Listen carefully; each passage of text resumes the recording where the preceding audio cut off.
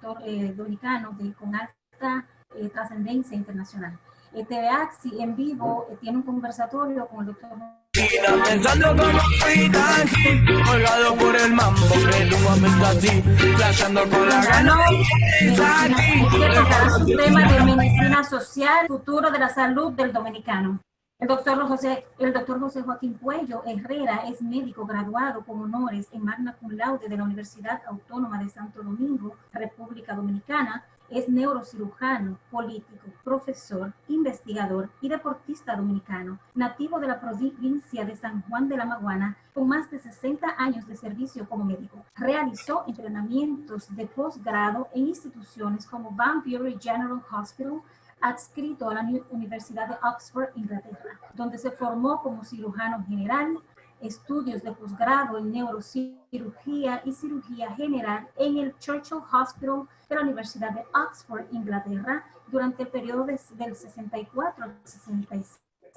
Estudios de posgrado en neurocirugía en el Radcliffe Hospital, Universidad de Oxford, Inglaterra, durante el periodo del 65 al 66, y en el British Council para estudios de neurología clínica, neuroanatomía, electromiografía, electroencefalografía en el National Hospital for Nervous Diseases del Instituto de Neurocirugía de la Universidad de Londres, Inglaterra. Cursó estudios en neurocirugía como jefe de residentes del Radcliffe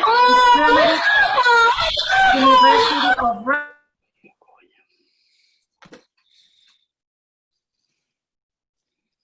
Nieves, por favor, no compartas tu pantalla porque ni abra, porque tú tienes un hackeo ahí. Roy, Estados Unidos de América. Ha sido profesor de varias universidades, entre otros, Universidad de Pedro Enríquez Ureña, UNFU, Instituto Tecnológico de Santiago, INTEC, Universidad Autónoma de Santo Domingo, UAS. El doctor José Joaquín Puello Herrera ha recibido varias distinciones tanto en la República Dominicana como en otros países. Es recipiente de la máxima distinción que otorga el gobierno dominicano. En el año 1974 fue condecorado con el honor con el Orden de Duarte Sánchez y Minella de Caballero por servicios prestados a la comunidad. El doctor Puello ha ocupado diferentes posiciones, entre ellas presidente del Comité Olímpico Dominicano, Colindo. El doctor Puello fue candidato presidencial en las elecciones dominicanas del 2008. También ha sido fundador de varios movimientos políticos, los cuales han sido tan de gran incidencia en la vida del pueblo dominicano, como lo fue el movimiento La Avanzada Electoral del 1982. El doctor José Joaquín Puello es actualmente jefe del servicio de neurocirugía del Hospital Dr. Luis Eduardo Levar, mejor conocido como CENANOF, Centro Cardio Neurooftalmológico y Trasplante. En este formó parte del enorme complejo de la ciudad hospitalaria del sector de María Auxiliadora, Santo Domingo, República Dominicana, el cual se considera como uno de los más modernos y avanzados en el área de la neurocirugía, oftalmología en trasplantes del país y de toda América Latina. Recordemos que este hospital fue construido en 1946. En el año 1995 fue destruido para dar nuevo hospital, el cual se llamó Ciudad Universitaria, ya a punto de ser terminado de manera definitiva. Y cito: yo he luchado gran parte de mi vida para que este centro, CENANOF, sea y siga siendo un hospital de pobres, expresó el doctor José Joaquín Puello en una reciente entrevista con la Asociación Hispana de los Profesionales de la Salud. Es un honor presentar al doctor José Joaquín Puello. Muchas gracias. Bien, gracias. José, Sí. perdóname que te voy a interrumpir. Yo quiero decirte que nos honras con tu presencia y tu tiempo, y para nosotros es un orgullo tenerte y compartir esta conversación contigo. Gracias, José. Muchísimas gracias a todos. Muy buenas noches.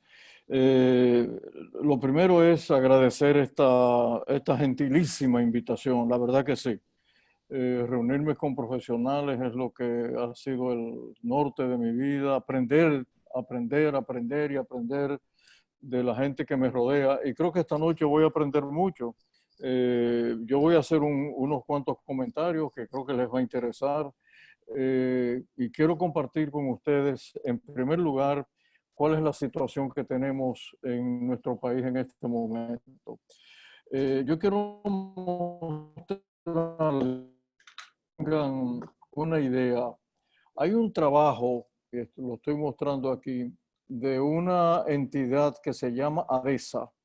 Es probablemente una de las entidades más serias del país. Esta entidad la conforman una serie de jóvenes dominicanos que durante muchos años, bueno, jóvenes y no tan jóvenes, han venido estudiando y encuestando a los actores de la salud pública y privada del país.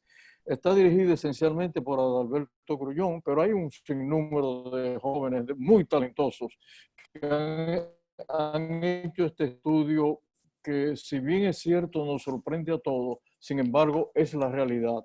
No lo voy a leer entero, pero quiero compartir con ustedes algunos datos que son pertinentes para que nosotros sepamos en qué situación estamos. Y esto lo digo por la célebre frase del profesor Gregorio Marañón, cuando él le decía a sus estudiantes allá en Madrid, le decía que el que no sabe lo que busca no entiende lo que encuentra. De eso se trata. Entonces yo voy a decirles qué es lo que nosotros estamos buscando para ver si lo entendemos. Los ricos de esta nación, el 20% de los ricos tienen el 50% de la riqueza del país, pero el 20% de los pobres tienen apenas el 6%. No más comentarios. Ahí está la principal aseveración de con qué es que nosotros estamos luchando en nuestra nación. Los indicadores de salud han bajado, no digo que no, pero siguen altos. Todavía nosotros tenemos en la mortalidad materna 90 por mil y en la mortalidad infantil 22 por mil. O sea, todavía estamos muy por debajo de lo que se llama el índice de desarrollo humano aquí en en nuestra región de América Latina. Eso significa que República Dominicana, desgraciadamente, todavía está entre los 10 países donde el índice de desarrollo humano es sumamente bajo. Si el número, ustedes lo quieren anotar, es 0.663. Entonces, eso nos indica a nosotros cuál es la situación que estamos viviendo. Cuando uno entra a saber de qué nos enfermamos los dominicanos, no hay ninguna duda que las enfermedades cardiovasculares junto con las infecciosas es la principal causa de muerte y de morbilidad en la República. Fíjense, solamente en las cardiovasculares es aproximadamente un 34%. Señores, 34% es muy alto para cualquier nación. Pero igualmente tenemos, por ejemplo, la diabetes, o sea, 10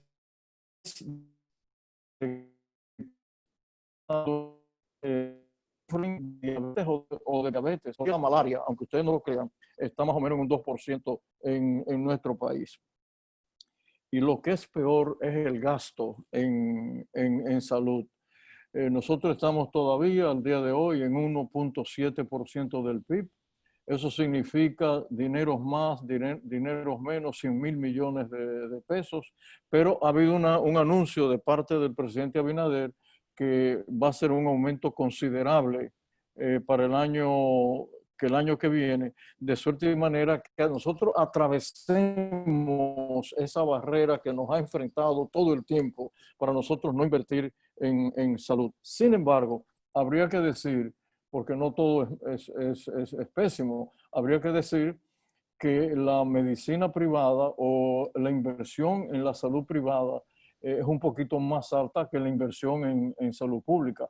Debería ser exactamente lo contrario. Pero, de todas maneras, habría que darle las gracias a la gente que se ha ocupado de esto. Hay cosas que sorprenden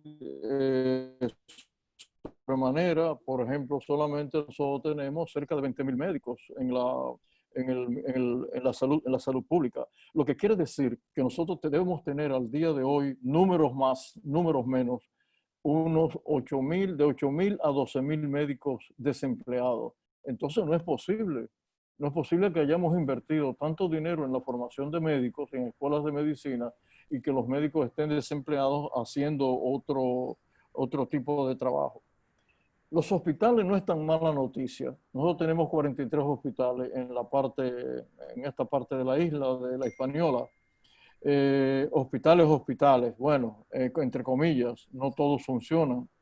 Y de los hospitales municipales son 122. Lo que quiero decir con esto es que definitivamente tenemos una estructura, no estoy hablando de otra cosa, una estructura hospitalaria que bien manejada y bien equipada pudiera hacer que nosotros diéramos un servicio interesante. Sin embargo, cuando dividimos el gasto en salud entre lo que gasta el Ministerio de Salud y lo que el gasto del SNS, que es el Servicio Nacional de Salud, entonces nos encontramos con algo insólito. El Sistema Nacional de Salud, que se encarga de los hospitales, apenas recibe 42.000 millones de pesos. O sea, sumamente pobre. Entonces, aparte de eso, hay algo más que complica la situación en la salud de nuestro país, y es esta.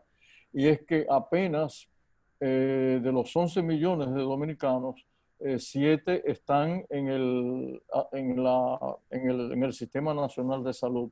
Por suerte que hace apenas unas 48 horas, el presidente Abinader anunció que a partir de enero del año que viene, todos, absolutamente todos los ciudadanos dominicanos estarán afiliados al Sistema Nacional de Salud. Y eso, unido a que se aumente el presupuesto de salud y nosotros podamos romper la barrera del menos del 2% del PIB, me lleva a mí a pensar que nosotros estamos frente a una situación que podemos mejorar, por lo menos no exponencialmente, pero notablemente.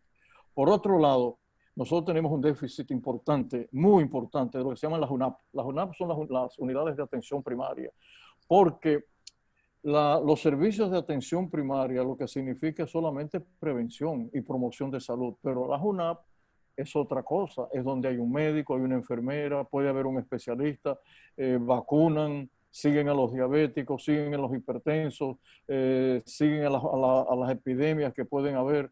Entonces, tenemos actualmente en el país, en teoría, tenemos 1.658, pero solamente funcionan 1.164.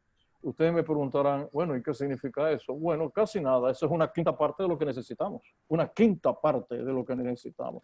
Entonces, es un reto importante que tenemos por delante. Entonces, esa es la situación en sentido general. La segunda parte de este conversatorio con ustedes es lo que tiene que ver con las ciencias neurológicas. Hemos dado un salto, si ustedes quieren, un salto importante en cuanto al entrenamiento de los servidores en las unidades de neurología y neurocirugía del país. Pero mucho cuidado, mucho cuidado. ¿Por qué? Porque hay un número de colegas dominicanos que han ido a estudiar, y no quiero mencionar nombres, porque este conversatorio no se trata de negativizar las afirmaciones o aseveraciones, sino un conversatorio para uno entender qué es lo que está pasando. Vamos a ver, neurocirugía. Neurocirugía necesita aproximadamente un neurocirujano por cada 100.000 habitantes. Ocurre que para el año que viene nosotros vamos a sobrepasar con mucho ese número. Pero también ocurre que una parte de ese número de neurocirujanos necesitan un complemento de entrenamiento. Con esto yo quiero decir que ese neurocirujano que ha salido de ciertas escuelas, no quiero mencionar nombres, de ciertas escuelas, lo dejo de ese tamaño, significa que no tiene un entrenamiento totalmente adecuado para por lo menos tratar aquellas cosas que son las patologías diarias y cotidianas y tratarlas con un experticio, con un alto nivel académico y sobre todo con un alto nivel de lo que ustedes saben que se trata ahora mundialmente, protocolizar los tratamientos. Ya en medicina no se inventa, hay protocolos. Usted no puede inventar y entender que usted tiene una técnica que porque usted la aprendió en un sitio X, esa es la técnica que se está usando actualmente. Y les pongo un ejemplo. Yo participé hace más o menos unos 8 o 9 meses en el estudio más importante que se ha hecho de cirugía de las hernias discales. Y logramos introducir ahí alrededor de unos cerca de, probablemente fueron unos 1000 y pico de neurocirujanos en el mundo entero, divididos por continente. Y me tocó a mí parte de enviar mis pacientes. Finalmente pudimos meter en esa data 69, un poquito más de 69,000 pacientes, solamente de hernia discal lumbar. ¿Cuál fue el análisis final? El análisis final fue que la cirugía que más beneficio le da al paciente es la cirugía, es la microdisectomía, y que todas las demás, buenas o malas, no tienen el beneficio que el paciente debe recibir. ¿Cuál es la conclusión entonces? Que nosotros los médicos tenemos necesariamente que estar en la vanguardia de lo que significa la protocolización de aquellas patologías que nosotros recibimos a diario. Y Carlos, que está ahí en el chat, sabe cómo se ha protocolizado todo lo que tiene que ver con los accidentes cerebrovasculares. ¿O no recuerdan ustedes que cuando comenzamos a hablar de estos centros de stroke, decíamos que la ventana original para recibir un paciente era 4 horas, después 6, y ahora resulta que probablemente a las 24 horas de iniciarse un paciente con una isquemia transitoria todavía puede ir a uno de esos centros y puede tener beneficio? Con esto lo que yo quiero decirles a ustedes es que la medicina es cambiante. Todos los días recibimos nueva información y nuevas informaciones y nuevos protocolos, y hay que estar al tanto de lo que está sucediendo. Pero aquí viene otro problema. Los médicos dominicanos, por razones económicas, no pueden asistir a los grandes congresos internacionales. Simplemente no pueden. Y no pueden porque asistir a un congreso internacional, por ejemplo, en Colombia o en México, no digo Brasil, que está muy lejos, Argentina muy lejos, o Chile, pero por ejemplo Estados Unidos, que nos queda relativamente cerca, significa que un médico dominicano especialista, un neurocirujano, tendría que invertir cerca de entre $3,000 y $4,000 para pasarse 4 días en uno de los congresos. Entonces, ese es un tema que nos ha preocupado durante mucho tiempo, el hecho de que no tenemos el acceso a los grandes congresos. Sin embargo, obviamente que el recibir las revistas online, recibir las investigaciones que se han hecho, obviamente que ese problema lo ha ido minimizando. En el servicio donde yo estoy, como yo pertenezco a la Sociedad Británica de Neurocirugía y a la Europea, y pertenezco al CNS en Estados Unidos,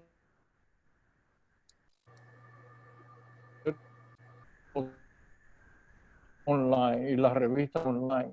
Entonces no me quedo con ellas, simplemente las reparto entre mis colegas para que cada lunes revisemos los temas importantes y por dónde anda la tecnología. Y hablando de tecnología, obviamente que ese es otro problema. La tecnología cambia, bueno, de la noche a la mañana.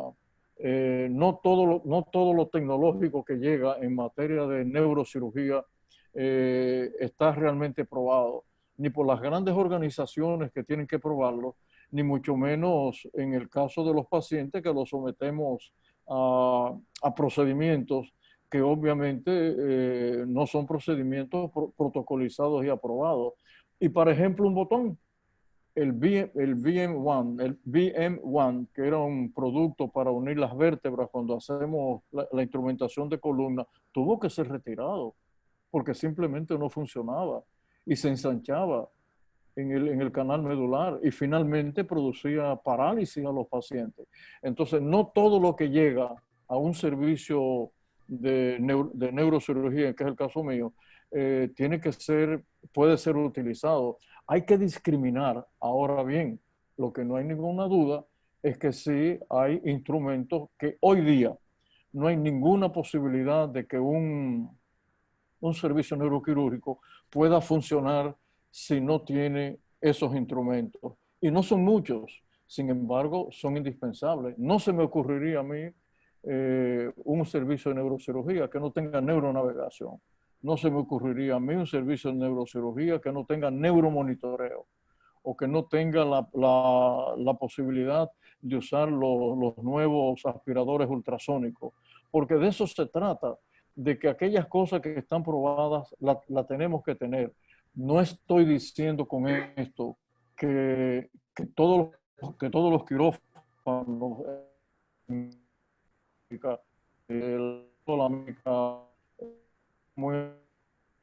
países que están en vías de, no estoy diciendo que todos lo tengan, pero tiene que haber un mínimo de tecnología para nosotros poder entrenar a nuestros jóvenes médicos y que finalmente, cuando ellos salgan del entrenamiento, se sientan que tienen herramientas en las manos para poder hacer su trabajo. Sí me mortifica, y ustedes no se imaginan hasta qué punto, me mortifica sobremanera. Tiene que cambiar. Ya no hay posibilidad ninguna que sigamos enseñando en nuestra región, en las escuelas de medicina.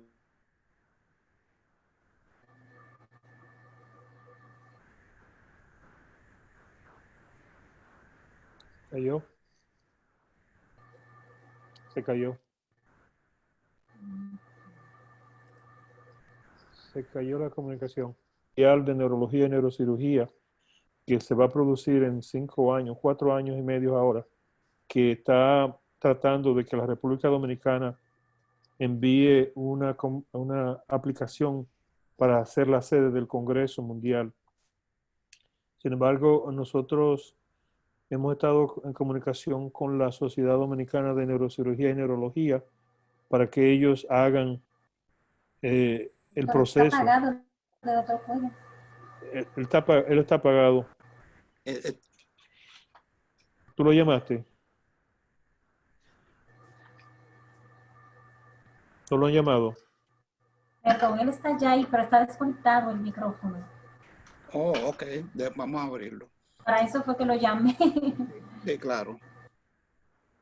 También tiene que desactivar algunos micrófonos que están encendidos ahí. Heidi Castillo, un iPhone. Sí. ¿El micrófono de él está cerrado? Sí, él está cerrado. Doctor Cuello, si me escucha, ¿puede encender su micrófono, por favor? Es que él no está en la línea. Él está ahí. No, él está ahí. Lo que no tiene el audio. Si me escucha, doctor Cuello, puede activar el teléfono. Bueno, es que miren, ya no hay ninguna posibilidad que nosotros podamos hacer ciencias neurológicas si estos muchachos que están ahora entrenándose no entran a la genómica y a la proteómica, al sistema computacional cuántico, porque ya hemos cambiado, sobre todo para la neurología y la neurocirugía. Hoy nosotros podemos hacer perfectamente bien, podemos hacer diagnósticos simplemente con la genómica y la proteómica. ¿O no es verdad que nosotros podemos diagnosticar un oligodendroglioma simplemente por análisis? Y eso entonces es un complemento importante para los que estamos involucrados en esto. Hay estudios interesantísimos. Por ejemplo, los japoneses han descubierto un gen de los aneurismas intracraneales. Un gen, lo que quiere decir que en un futuro ligeramente cercano, en un proceso de screening aleatorio, en una sociedad cualquiera, nosotros podríamos saber sin hacer ningún estudio radiológico quién tiene un aneurisma intracraneal. Entonces, de eso se trata. Y el tema aquí, y esto sí lo quiero decir, ya es una cuestión de la República Dominicana, los neurocirujanos, la mayoría quieren trabajar en las grandes ciudades, lo que quiere decir que tenemos un problema de repartición, de distribución. Si es cierto que nosotros vamos a tener muchos neurocirujanos, por Dios, que estén en los lugares apartados. Y para eso se necesita un apoyo del Estado, para que tengan instrumentos, para que puedan operar, para que puedan diagnosticar y que tengan los tomógrafos, las resonancias magnéticas, que tengan lo indispensable para hacer una neurología de calidad. Y finalmente un comentario que Carlos me pidió, lo que pasa es que es muy largo, las imágenes son muy largas, es el centro Secanot. Este es un centro que surgió hace 12 años. Surgió la estructura, porque hubo un momento que lo cumplimos hasta los 15 años, antes de comenzar la construcción. Es un centro realmente de alto nivel, donde se hace cirugía cardíaca, trasplantes de órganos, corazón, córnea, riñón. Ahora vamos a comenzar dentro de poco a hacer hígado y pulmón. Hemos hecho trasplantes cardíacos. Tenemos un centro de nefrología de alto nivel, de oftalmología. Probablemente es un state of the art, la oftalmología que se hace allí, con todas las subespecialidades, jóvenes que vinieron de México, vinieron de Colombia, algunos de Brasil, otros de Argentina, con especialidad, las subespecialidades en oftalmología. Y la verdad es que es un orgullo, y en términos numéricos les puedo decir, en esos 12 años, nosotros hemos hecho más de 240.000 cirugías importantes de ojo, pero neurocirugía por igual. Con decirle que solamente uno de nuestros neurocirujanos en estos 12 años tiene una casuística de cerca de 1.200 aneurismas intracraneales operados por vía abierta, pero un número un poquito más bajo operados endovascularmente. Y eso ha hecho que nosotros tengamos ahora mismo el 85% de la neurocirugía de la isla, incluyendo Haití. Entonces, esos son temas que a uno le llenan de orgullo por una razón fundamental, y yo quiero que ustedes me entiendan.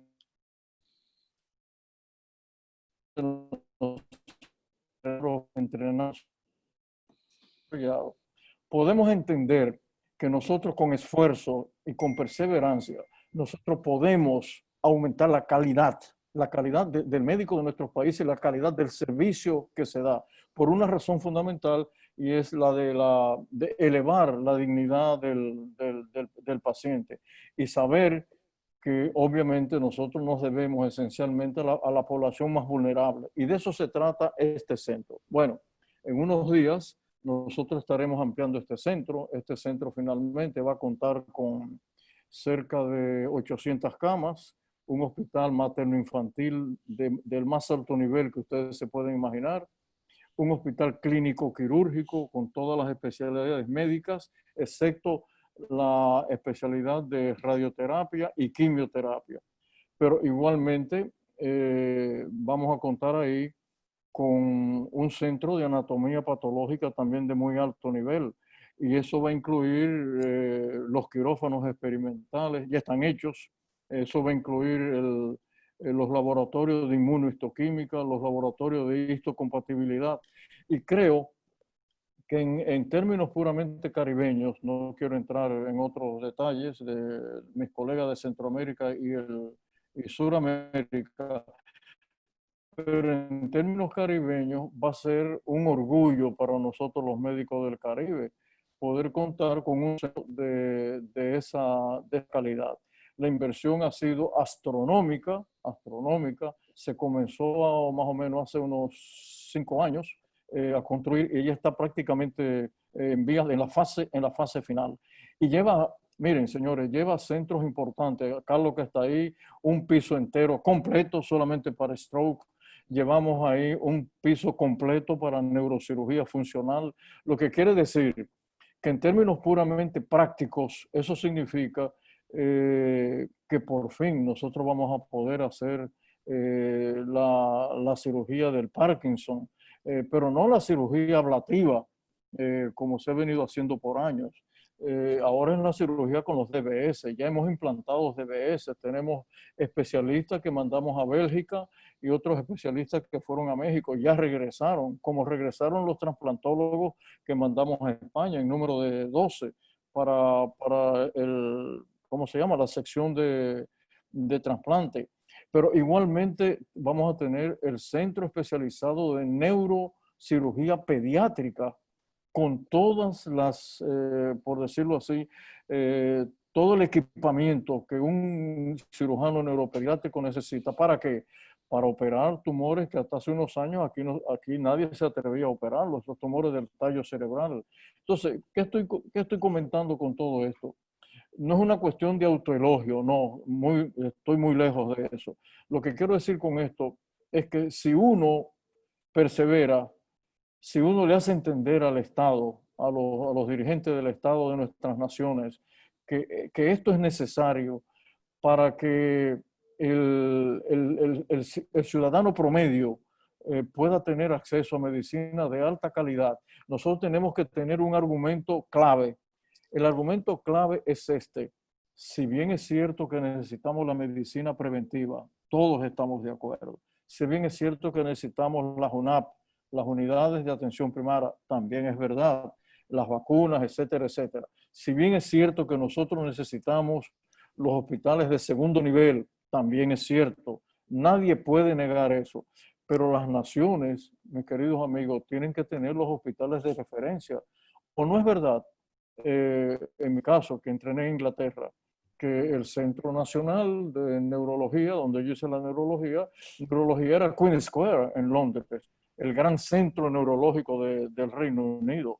Pero los hospitales de referencia, donde yo estudié principalmente, el Radcliffe era el hospital neuroquirúrgico de referencia del Reino Unido. Después surgieron otros, pero los hospitales de referencia son importantes porque hay un sesgo que yo quiero que ustedes, mis colegas, entiendan, y es lo que yo he aprendido a través de, bueno, yo tengo 60 años en ejercicio médico, y el sesgo es este. Una cosa es la estadística y otra cosa es cuando te toca la estadística.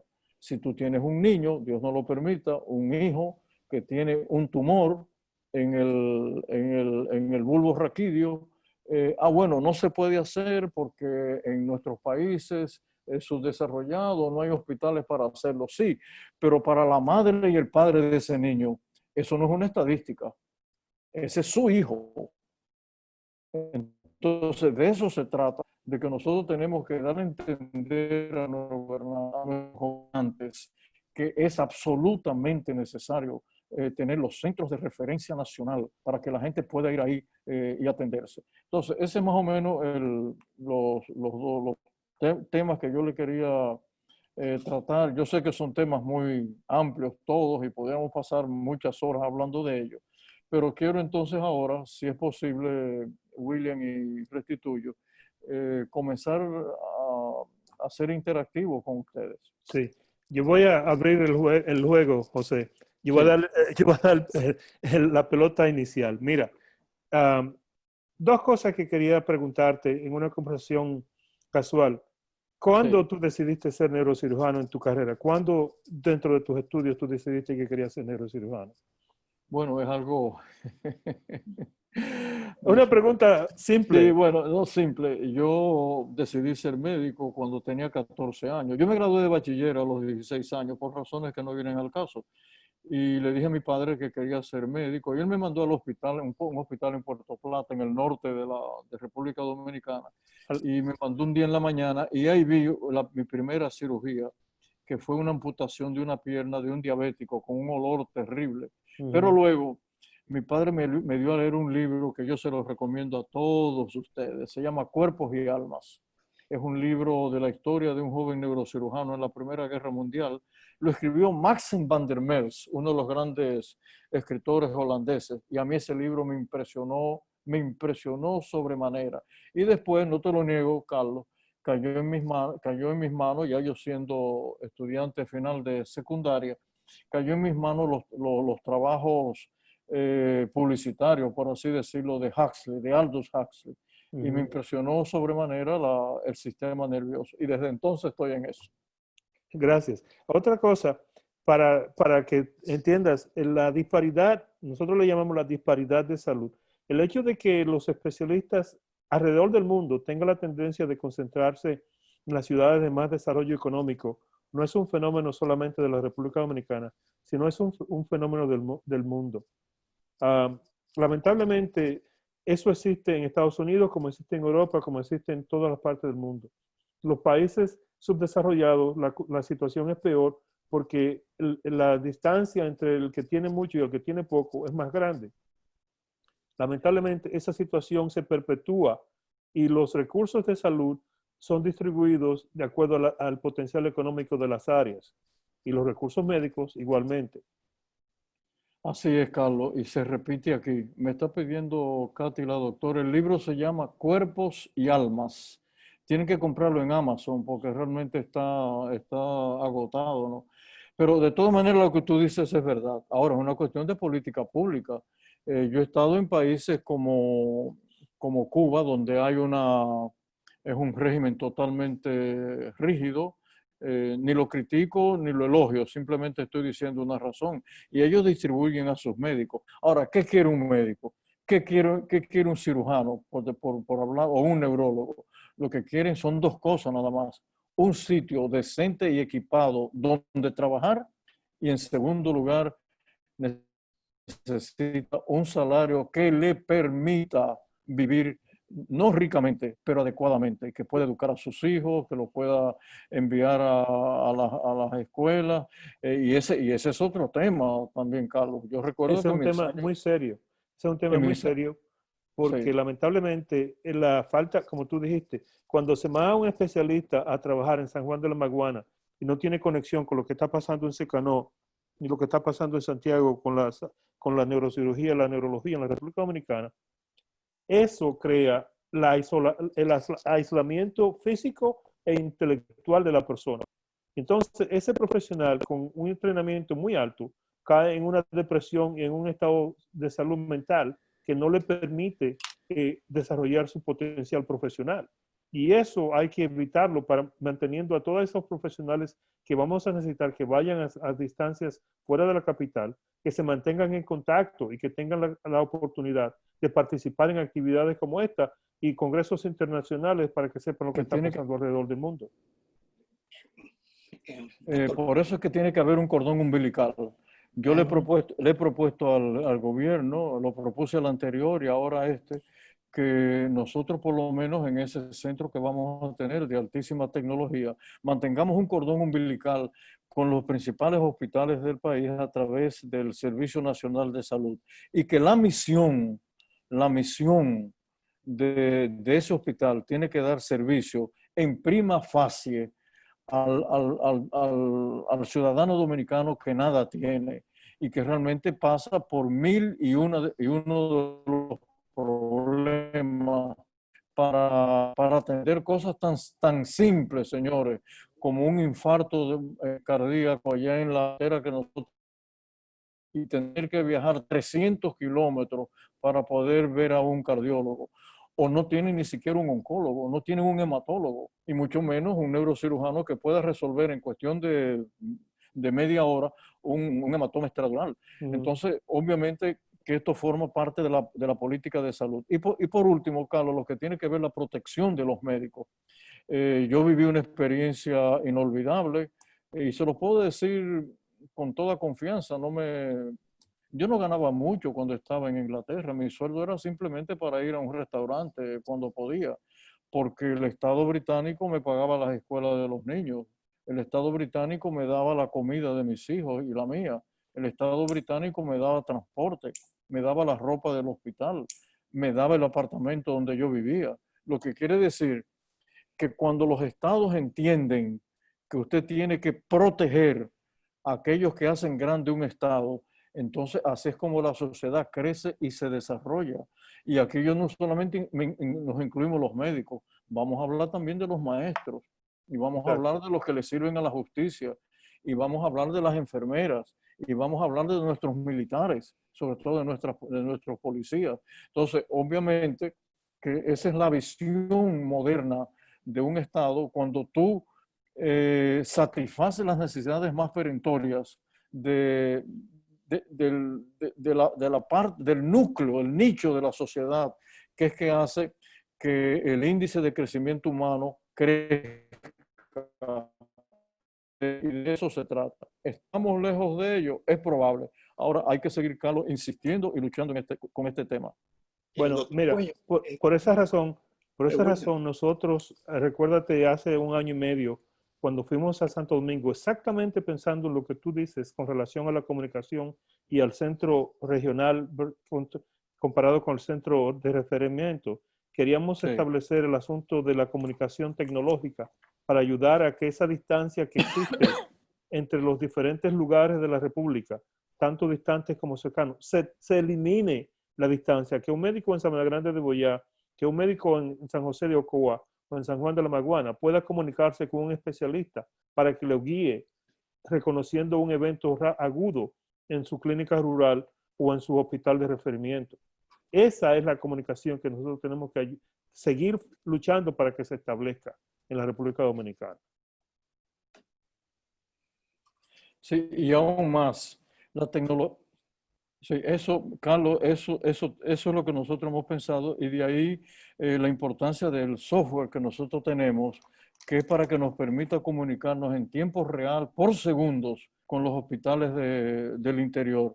Pero te voy más lejos, Carlos. Mira, yo he insistido una y otra vez que en los quirófanos, la lámpara que alumbra al paciente que está en una mesa de un quirófano tenga cámaras, porque te puedo decir por experiencia, yo he estado operando aquí en Santo Domingo un caso, te puedo decir, del seno cavernoso, difícil, y he tenido a un colega que yo quiero mucho, uno de los grandes neurocirujanos del mundo, que se llama Vinko Dolenk, que probablemente ustedes lo han oído mencionar. Él hasta hace poco fue el jefe de neurocirugía del más grande hospital en Eslovenia. Y simplemente yo mandando las imágenes donde yo estaba operando, era un especialista en seno cavernoso. Él me fue indicando los pasos que yo tenía que dar para poder resolver el problema que estaba haciendo. ¿Qué quiero decir con esto? Que la tecnología llegó para darnos. No es solamente para mandar mensajitos y los TikTok y etcétera, etcétera. Todo eso está muy bien. Pero en medicina, Carlos, la medicina es así. Y el día que ya nosotros, bueno, ya está instalado el centro, Carlos, te doy la buena noticia. Sí. Vamos a volver para allá, no te preocupes. Sí, cuando esto se acabe, vamos a volver ya está para allá. instalado. Lo que pasa es que ahora estamos enfrentados y el hospital se ha transformado un poco en un centro especializado para el COVID. Tenemos Sí. la mayor cantidad de pacientes que están intubados allá en nuestro hospital. Y bueno, de esta pandemia vamos a seguir. De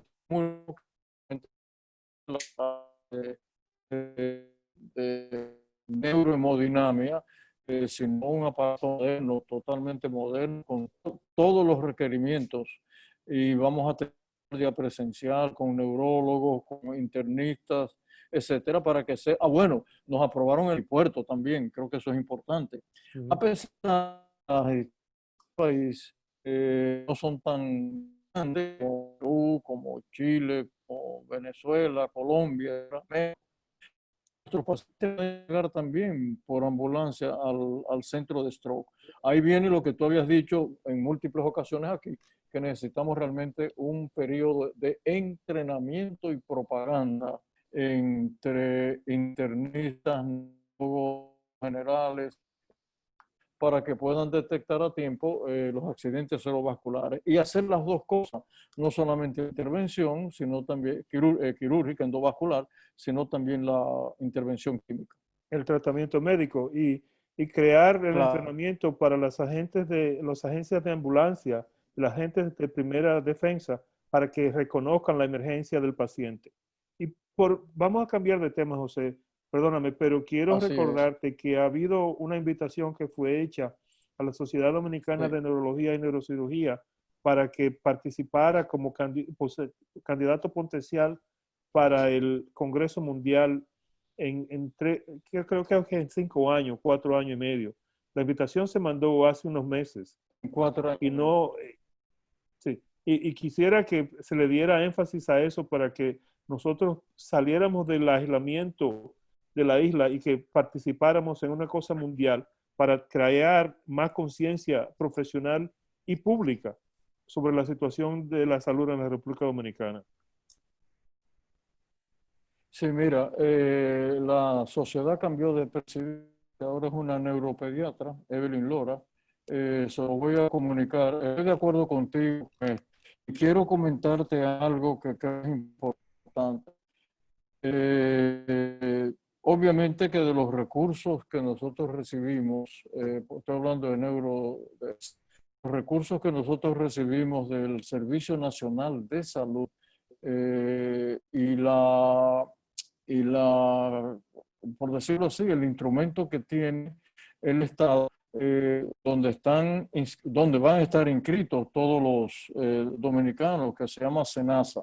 Entonces, nosotros recibimos dinero por los trabajos que hacemos, entonces repartimos, esto ha sido para mí esencial en estos últimos 12 años, yo les reparto unos honorarios complementarios, además de los honorarios fijos que tiene cada médico, para que pueda vivir decentemente. Pero de ese monto, yo retengo el 6% de ese monto. Ese monto sirve para que por lo menos en neurocirugía, nuestros neurocirujanos viajen cada mes a un congreso o un curso de refrescamiento con los gastos pagos. Más todavía, en términos de la neurohemodinámica, yo envié uno de mis neurocirujanos a Murcia durante 2 años y le pagamos la estadía. 2 años en Murcia, un gran centro de stroke, con un gran amigo que ya se retiró.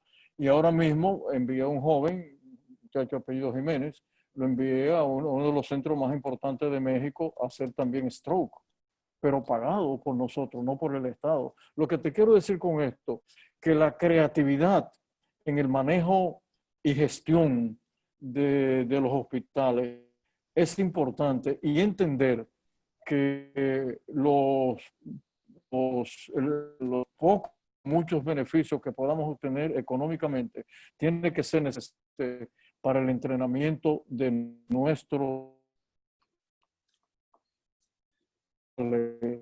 de nada que tengamos una estructura tecnológica excelente, si no tenemos también la misma excelencia con los médicos que van a intervenir. Y te puedo decir que yo estoy sumamente orgulloso de los médicos dominicanos que trabajan allá en el hospital donde yo estoy. Yo creo que esos médicos, por no decir la mayoría, todos, tienen el nivel académico, la verdad, y el experticio para trabajar en cualquier hospital del mundo. Y te lo digo por lo que he visto en los hospitales donde yo he estado, no solamente en Europa, lo que conozco íntimamente en Estados Unidos. Bueno, aquí estuvieron la gente de Johns Hopkins, aquí estuvo Ali Biden, estuvo por aquí, el jefe de neurocirugía, y quedó sorprendido con la calidad de los medios, el ejercicio que tienen, los interrogó, y eso a uno le da un gran orgullo a nosotros los latinoamericanos, que nosotros sabemos que tenemos las herramientas, tenemos los cerebros, y simplemente lo que tenemos que hacer es obligar a nuestros gobiernos a cumplir con esos programas. El doctor Puello, tenemos varios colegas que quieren hacer preguntas. El primero es el doctor Encarnación, que está en Madrid, en Barcelona, España. Sí. Doctor Encarnación, si puede abrir su micrófono.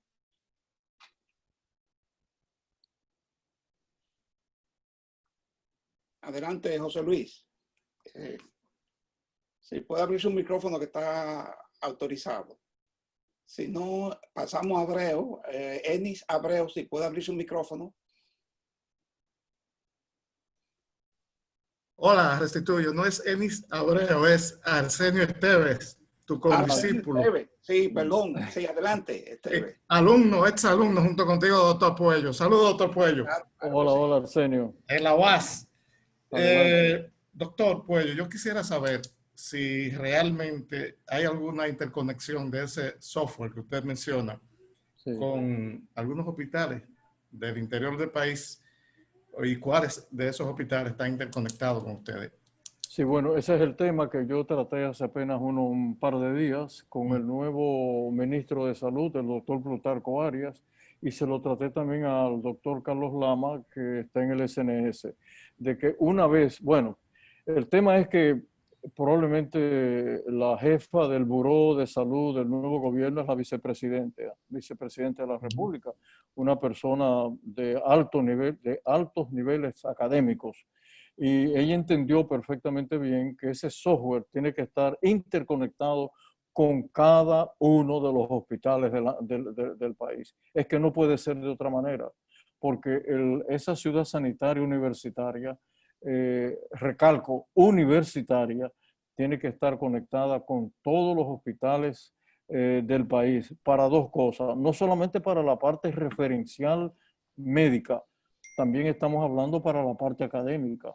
Si un hospital del interior, qué sé yo, de la frontera, allá en Elías Piña, hay un joven médico, cirujano general, y quiere venir a nuestro hospital a hacer una especialidad, te digo, en laparoscopía, nosotros lo vamos a aceptar.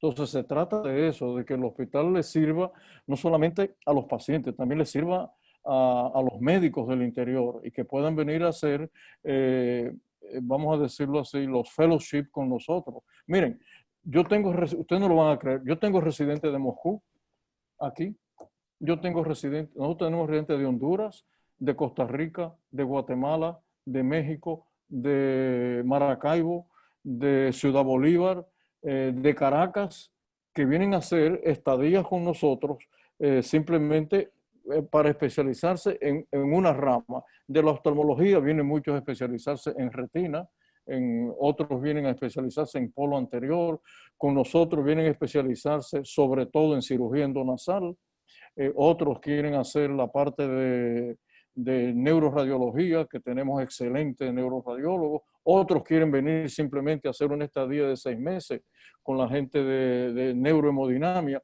pero yo creo que eso tiene que ser abierto, totalmente abierto, como debe ser abierto también para los estudiantes de medicina, no importa la escuela de medicina, que quieran venir, porque a fin de cuentas, esa ciudad sanitaria universitaria ha sido pagada por cada uno de nosotros los dominicanos. Ojalá eso sea pronto, que haya la interconexión. Doctor Esteves, Pienso que sí. un abrazo. El doctor Encarnación, abrió su micrófono. José Luis, Sí. de Barcelona. Adelante, profesor. Sí, buenas noches allá, buenos días aquí. Estoy estupefacto y emocionado, henchido de emoción de tan excelente charla que nos ha impartido el doctor Puello. Gracias, José.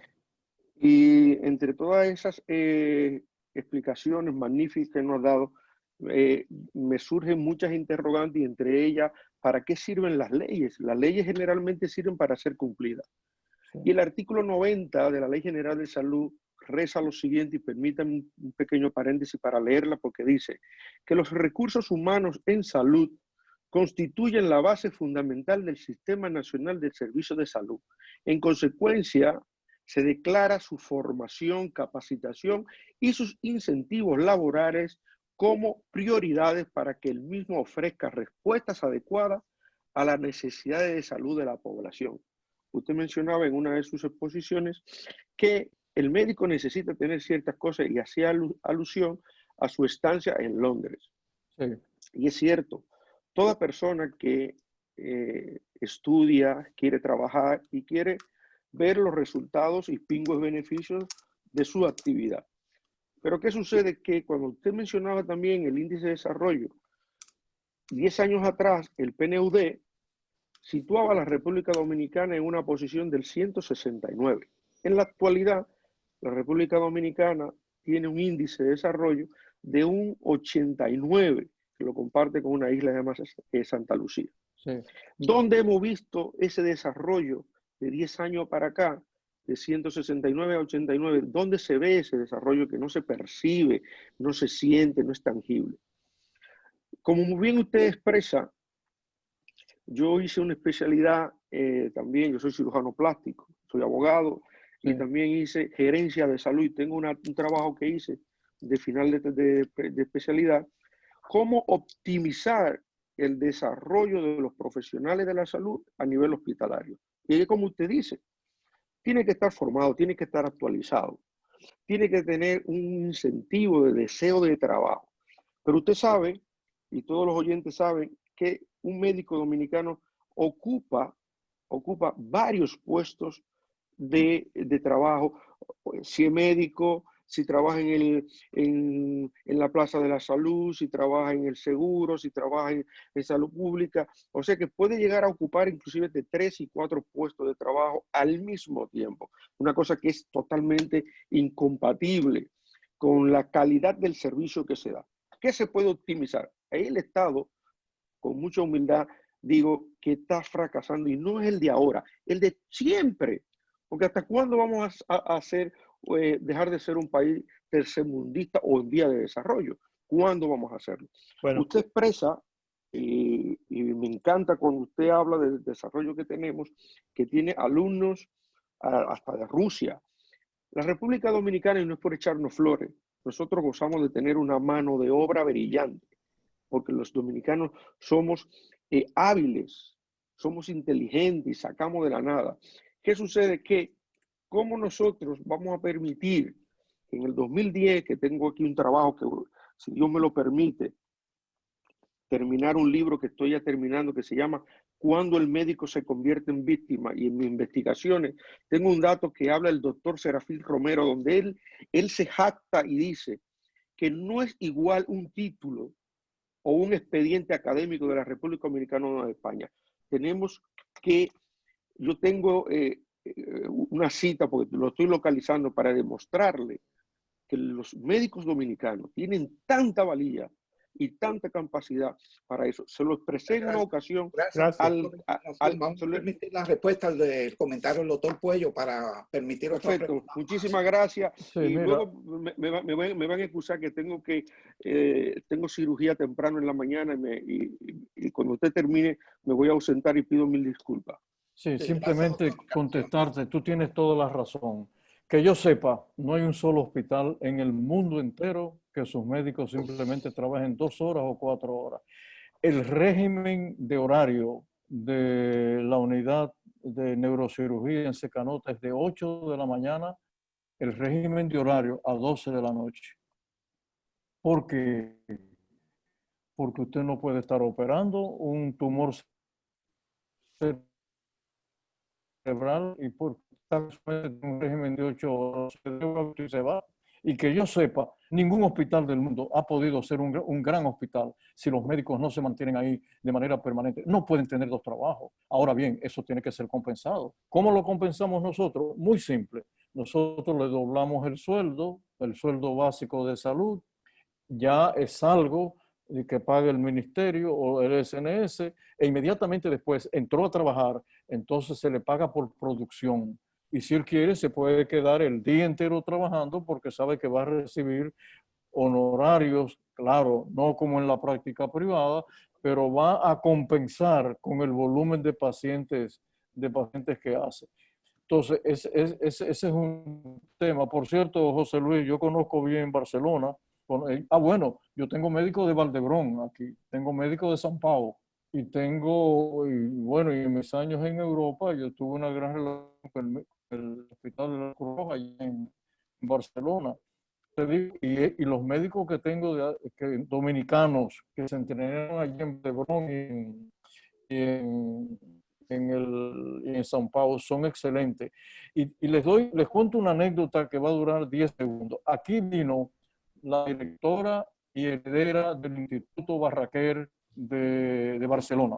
Es una doctora ya entrada en edad, pequeñita, flaquita, venía a hacer una estadía de una semana para operar con nosotros. Y cuando llegó, Iberia, la compañía, no le trajo sus instrumentos, que ella traía todo, incluyendo los microscopios. Y ella llegó domingo y me dijo que se iba. Y yo simplemente le dije, mira, antes de irte, entra a nuestro quirófano y tú me dices si vas a operar o no.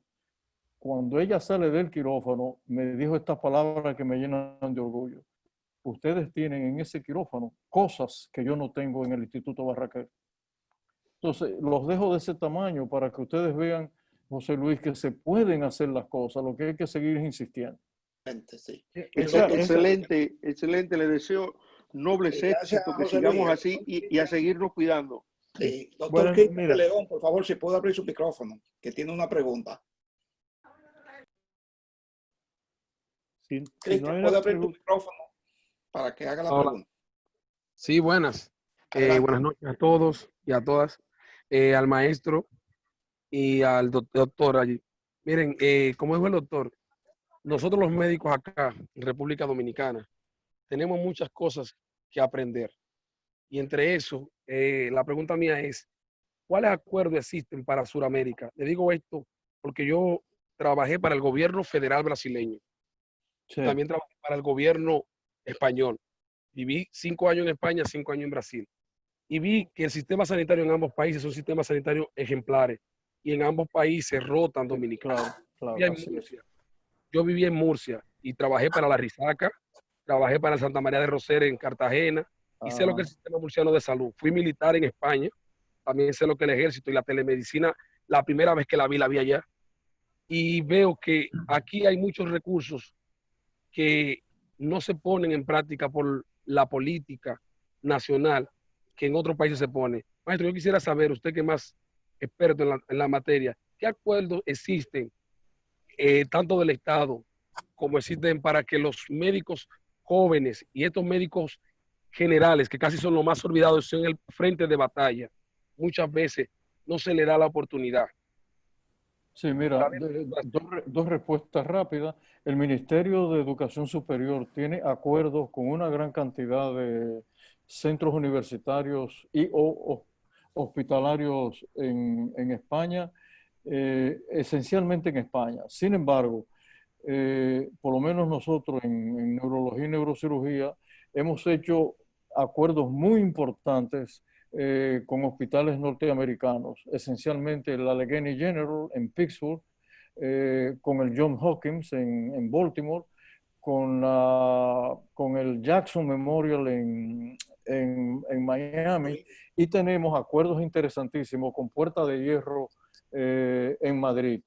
Y les puedo decir, nosotros tenemos una conexión importante con la gente de la Armada de Río de Janeiro, el Gran Hospital de la Armada de Río de Janeiro, y con el Hospital das Clínicas de Sao Paulo, porque una parte importante de nuestros neurocirujanos se entrenaron allá, y entonces mantenemos esa conexión, y a veces nos reciben, no les voy a decir que por mucho tiempo. Por ejemplo, Johns Hopkins nos recibe pagado, nosotros pagamos el pasaje, ellos pagan la estadía, pero los muchachos tienen que ir, los neurocirujanos tienen que ir, o los neurólogos, por periodos cortos de tiempo, por razones obvias. Entonces van por 10 días, 15 días, pero pueden repetir durante el año.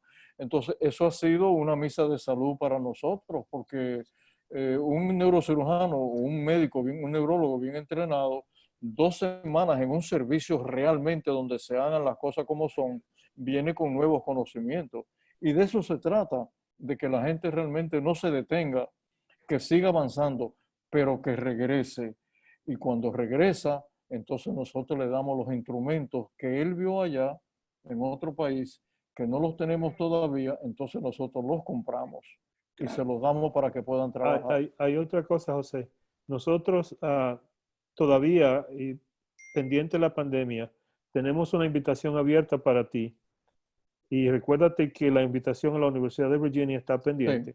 Sí. Y que sería importante, porque eso sería una manera de establecer otra puerta de comunicación y de interacción. El Departamento de Neurocirugía, cuando se comunicaron contigo, ellos siguen queriendo que nosotros que tú hagas esa visita. Sí, quería referirme a eso, Carlos, también, decir que Carlos nos conectó, hicimos que realmente una teleconferencia con los miembros del Departamento de Neurocirugía y Neurología. Y de Neurología, y lo quería decir porque, por la calidad de la Universidad de Virginia, que es indiscutible en Estados Unidos. Sí. Clarisa, nosotros, doctor William, permita a Clarisa, que levantó la mano hace un rato. Sí, por favor, Clarisa. Sí, perdón. Bueno, otra vez un honor, doctor Puello, recibir toda esta información de usted. Perdone que lo traiga otra vez a lo de la tecnología, pero como esa es mi rama, quería preguntarle, usted se refirió a que el hospital que usted maneja, el Secano, sí ya está automatizado en cuanto a software y sistemas que ustedes necesitan, pero ¿cuál es el estado de lo que se ha propuesto no solamente en República Dominicana, pero en muchos otros países, el expediente único en el país, lo cual es algo que estamos trabajando aquí para proponerlo a la nueva administración. Y si ha habido alguna conversación en cuanto a eso, ¿cuál es el nivel de avance de ese proyecto? Sí, mira, dos temas, hay uno negativo. Nosotros contratamos una compañía brasileña, pero tomó mucho tiempo en instalar el software. El periodo de entrenamiento es clave para cada enfermeras, médicos, farmacéuticos, bioanalistas, etc.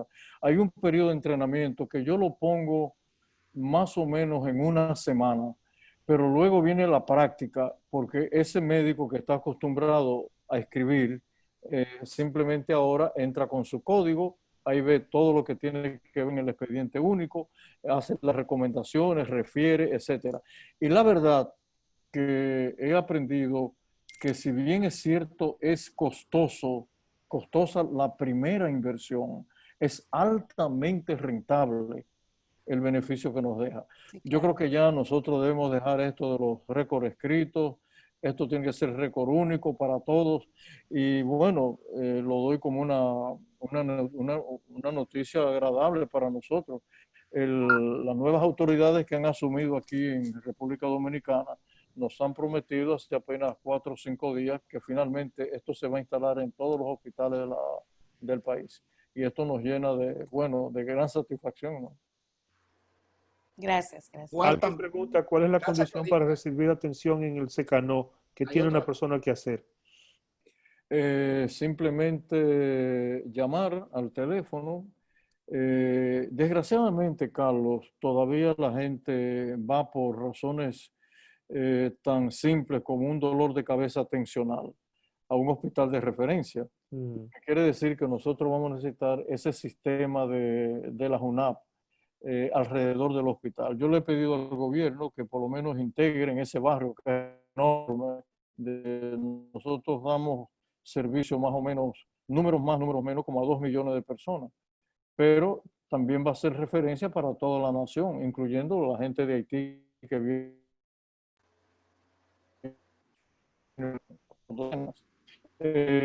Y tiene un sistema de referencia, de suerte manera que nuestros médicos no se vean realmente prácticamente cubiertos de consultas que pueden ser perfectamente resueltas en una unidad primaria. Todavía la gente llega por razones que tú sabes. El Hospital Aibán fue por muchos años un hospital nacional, venía gente de todas partes del país y parece que esa costumbre sigue. Pero tiene que llegar el momento ya de que nosotros tenemos que distinguir entre el paciente que simplemente tiene que recibir una atención primaria por una patología que es perfectamente curable en una unidad de atención primaria y el paciente que sí requiere ya la asistencia de mayor nivel. Nos va a tomar tiempo. Yo lo sitúo en el tiempo, Carlos, sí, que va a tomar 2 años. Y más porque todavía aquí se sigue siendo el mismo problema. La gente tiene dificultad para distinguir una necesidad mayor con una menor. Ya dijo que sí. Adelante, doctor William, permite una pregunta que ya levantó la mano. Adelante, sí. No veo su nombre, por favor, preséntese y haga la pregunta. ¿Tiene su micrófono abierto? Sí, parece. Amengual, Mildred. Está cerrado el teléfono. Déjeme abrirle de nuevo. Tiene su micrófono, lo puede abrir ahora. Adelante. Ahora sí. Adelante. Se cerró otra vez. Se cerró otra vez el tuyo, no se oye nada. Sí, que está cerrado, ya no lo abre. Ahora. Está abierto ya. Sí. Lo abre. Adelante con su pregunta. Ella lo abre y lo cierra.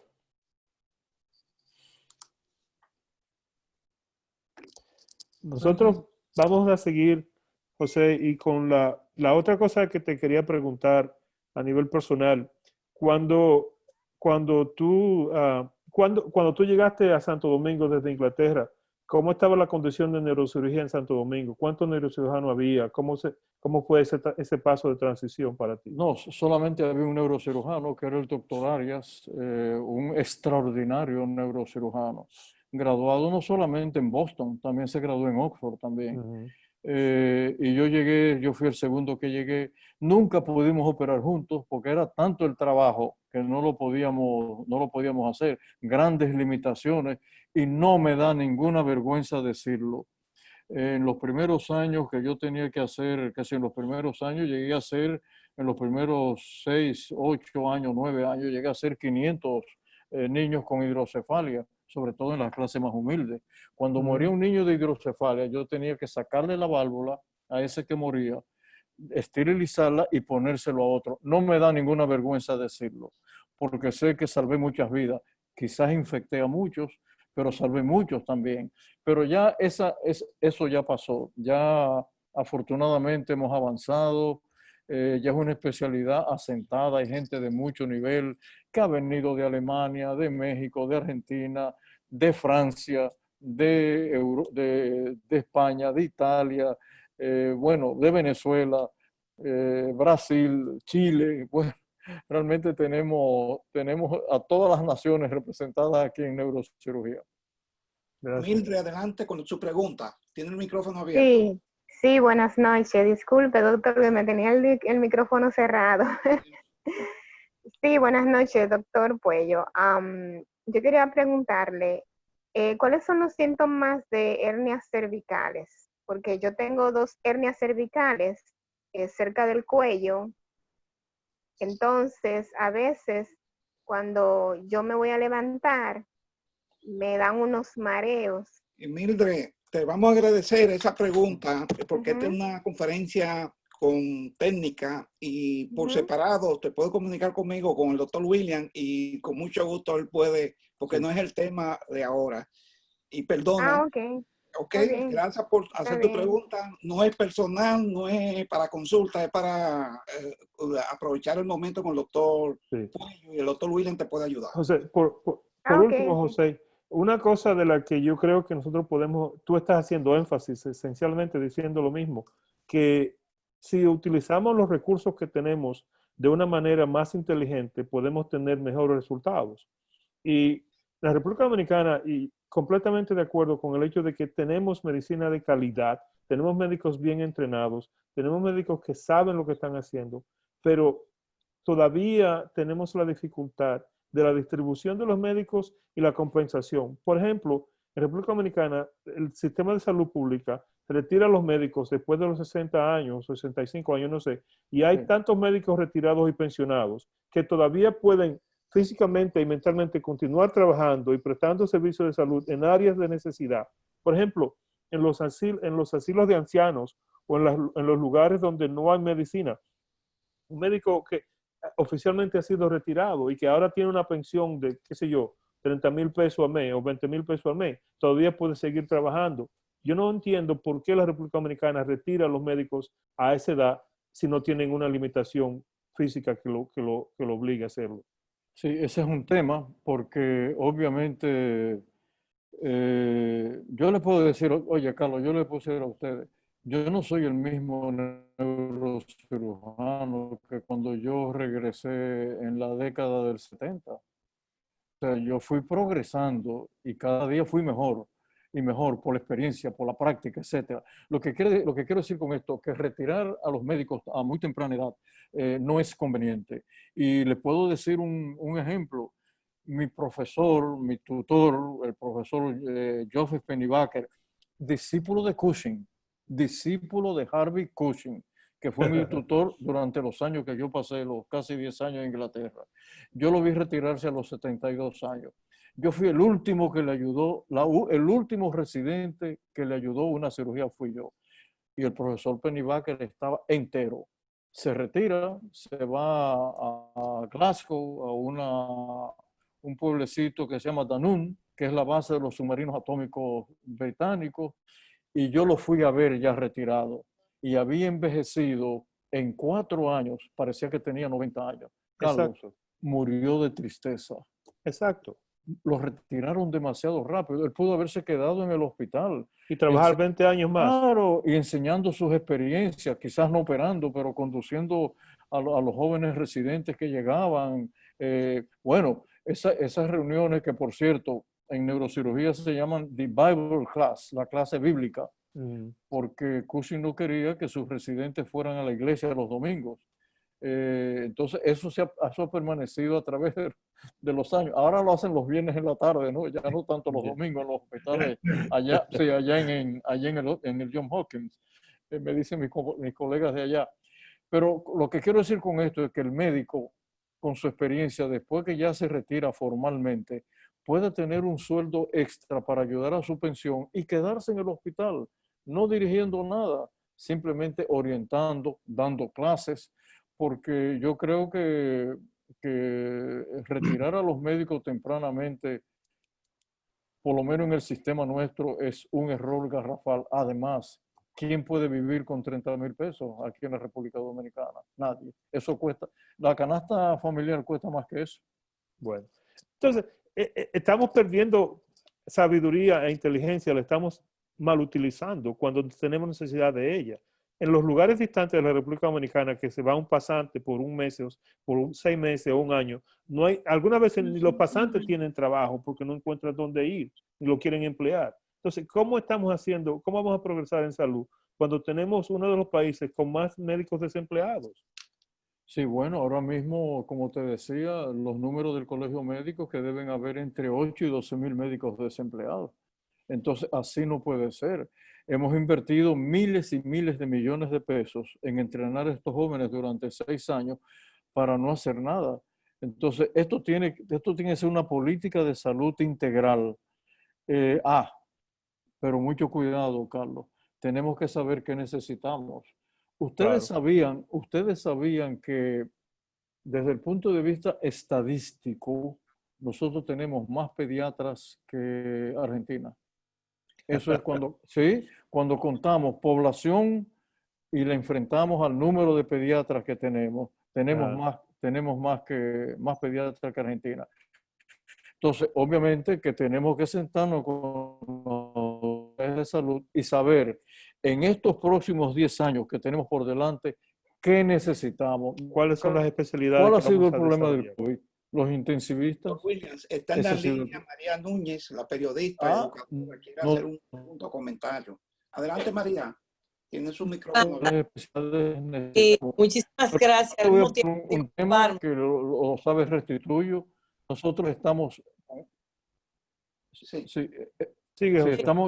necesitamos otorrinolaringólogos. Adelante. Sí. María, la pregunta. Y al mismo tiempo para disculparme porque tuve problemas de un hack que se entró en mi computador. Entonces, la pregunta es, a pesar de que usted dijo que con llamar, pero económicamente, ¿qué significa una persona tratarse en ese centro especializado que usted está de Cano? Bueno, lo que significa es esto. Si tú tienes un seguro básico, nosotros te aceptamos inmediatamente. Los seguros contributivos, bueno, los seguros privados, si tenemos camas y tenemos disponibilidad. Pero el seguro básico, el subsidiado, entra prácticamente sin ningún problema. Bueno. Igualmente, aquel chiripero que no tiene un solo centavo, no le podemos negar la asistencia. Y te pongo un caso de hace apenas unos 3 meses, de un joven, 37 años, de Santiago, 2 aneurismas gigantescos, hubo que embolizarlo y la embolización salió con los coils en 1.200.000 pesos. Pero él es pizzero y gana 7,000 pesos. ¿De dónde va a sacar 1.200.000 pesos para curarse un aneurisma? Entonces, eso es lo que nosotros los médicos dominicanos tenemos que entender, que nuestra principal responsabilidad es hacia la población que no tiene nada. Esa es la responsabilidad y no nos podemos negar. Y se los digo ni siquiera exagerando mi intención en lo que voy a decir, pero el día, espero que no, que la Ciudad Sanitaria Universitaria Luis Eduardo Aybar se convierta en una entidad pública, es mi último día ya, no vuelvo más. Perdón, privada. si pasa de público a privada, es mi último día, no vuelvo más allá. Porque de eso se trata, de que nosotros tenemos que entender que nadie nos obligó a ser médicos. Bueno, ya sabemos que tenemos que vivir constreñidos. No podemos cambiar un carro cada 5 años. No podemos irnos a grandes restaurantes. Por más trabajo que hagamos en el hospital o privadamente, los médicos estamos limitados en el tiempo de lo que podemos ganar. Tú no puedes ver 20, 30 pacientes al día porque vas a llegar, te va a dar un infarto. Entonces, se trata de eso, de que el médico sepa que el que escogió esta profesión tiene que dar lo mejor de sí y restringirse y saber que nosotros le debemos a la sociedad lo que la sociedad nos ha dado, que es esta profesión. El que no lo quiera entender así, entonces que estudie economía, ingeniería civil, otra profesión. Claro. Una última pregunta ya para cerrar, que el doctor William cierre. ¿Alguien está en la línea que levantó la mano hace un rato? Adelante. Que no veo su nombre. Déjeme abrir el micrófono. Abra su micrófono ahora. O adelante. Sí, buenas. Adelante. Sí, ¿me escuchan? Adelante. Sí, se oye. Mi admiración y respeto para el doctor Puello. Soy médico de aquí de Santiago. Trabajo en un hospital de segundo nivel. Con respecto a lo que usted planteó, la situación del sistema de salud en que estamos, de la interconectividad, eso es sumamente importante. Sí. Pero lamentablemente no todos los centros de salud actualmente tienen esa conectividad con su centro. Entonces, ahí hay esa es una de las brechas que hay que vencer.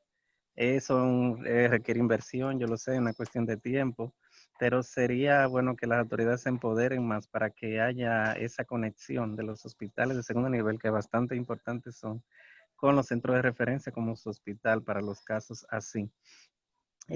También otra debilidad que hay en el sistema es la falta de especialistas, que aunque exista esa conectividad, ese sistema de información en salud para referir los casos y tener al tanto, no hay especialistas para detectar, o sea, para le den una orientación más acabada a los pacientes.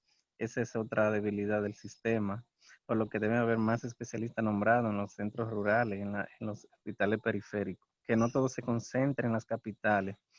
Y otra cosa, la accesibilidad a los servicios del paciente que no tiene dinero ni pasaje para llegar. Aunque existe el personal calificado para ello, especializado, y exista esa conectividad, pero no hay esa facilidad del paciente con que tú lo refieras, pueda llegar al servicio allá de ese nivel.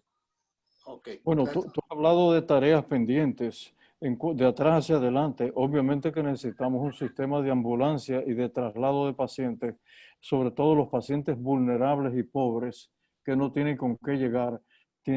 Obligatoriamente ese es un desafío para el Sistema Nacional de Salud. Y enviar esos pacientes, no solamente enviarlos al hospital, es también cuando se termine el tratamiento, llevarlos a su casa. Fue lo que yo viví en Inglaterra. El paciente se lleva al hospital y luego se devuelve. No tiene que pagar ni pasaje ni mucho menos. Ese es un desafío serio. Y lo otro es que Secanota ha sido, y yo espero en Dios que la ciudad sanitaria no lo sea, como el secreto mejor guardado del Caribe. Yo creo que el gobierno tiene que anunciar todo esto y tiene que decirlo y publicitarlo y conectar a los hospitales, a todos, pero no solamente a los del interior, también los de la ciudad capital, porque el Hospital de los Minas, que nos queda cerca, o el propio Hospital Moscoso Puello, tienen dificultades en algunos de los servicios. Entonces, tenemos que estar todos conectados para uno poder dar el servicio que requieren nuestros hospitales y nuestros especialistas. Miren, en el momento que estamos hablando, la mayoría de los casos de cirugía de alta complejidad en niños nos llegan del Robert Reed y del Hospital de Santiago. Lo que quiere decir que aún sin haberlo anunciado, los médicos han empezado a entender, por suerte, que tienen que enviar sus pacientes de alta complejidad en un sitio donde se pueda resolver ese problema, o por lo menos intentar resolverlo. Y esto vuelvo a significar lo que dije al principio, un gran desafío del sistema de salud, pero hay que seguir insistiendo con argumentos sólidos. No es simplemente porque me da la gana de decirlo, porque yo quiero ser mejor que nadie, no. Argumentos sólidos al Estado de que eso es lo que nosotros los médicos dominicanos exigimos. Y ese es el desafío. La verdad que es así y tenemos que seguir insistiendo. José, vamos a darte las gracias por tu tiempo. Y hay una calidad humana que tú tienes que es por encima de muchos de nosotros. La perseverancia con la cual tú has permanecido insistiendo y predicando y educándonos, tanto las generaciones pasadas como las presentes, es una belleza y es un ejemplo de humanidad que no se repite frecuentemente. Yo quiero darte las gracias y decirte que para nosotros y para mí en particular es un honor, tremendo honor, y humildemente te agradezco el tiempo que nos has dedicado para que nosotros podamos entender y tener una mejor idea de la situación de salud en la República Dominicana y hacia dónde nos dirigimos. Si no sabemos dónde estamos, no podemos saber a dónde vamos a llegar, como tú dijiste. Así es. Por esa razón tenemos que hablar contigo para poder tener una idea de qué dirección están tomando las cosas en la República Dominicana. Gracias. Sí, gracias por tus palabras. Simplemente terminar diciendo algo que Einstein decía y repetía constantemente. Einstein decía que el conocimiento humano es un patrimonio universal. Si usted conoce de algo, transfiéralo, enseñe, compártalo. Y lo otro que quiero decir es darle gracias a Dios. Yo voy a cumplir 80 años dentro de unos días. Oye. Y me siento, mi única pena es todo lo que me falta por aprender.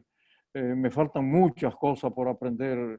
Yo soy un lector voraz, tengo intereses en astrofísica, intereses en antropología neurológica. Algún día hablaremos un tema, me gustaría compartir con ustedes un poco de lo que he aprendido de antropología. He enseñado neuropsicofisiología, fui alumno de un premio Nobel de neuropsicofisiología en mis años en Inglaterra, y veo que, caray, se me acerca el final de mi vida y no he leído ni un 1% de lo que me gustaría saber. Por eso le doy gracias a Dios y decir algo en honor a mi madre que está muerta. Mi madre ella decía una y otra que si yo iba a estudiar medicina, yo tenía que tener un alto sentido de compasión. Óigame, qué palabra, compasión. Yo creo que para mí ese es realmente, por decirlo así, el prerequisito de un médico. Compasión. El que tiene compasión por sus semejantes significa amor, significa servicio, entrega, empoderamiento, etc. El estudiante de medicina que no lo entienda, que se salga y escoja otra profesión. Exacto. Muchas gracias. Gracias, José. Gracias a todos. Buenas noches. Gracias a todos. Gracias. Tuvimos por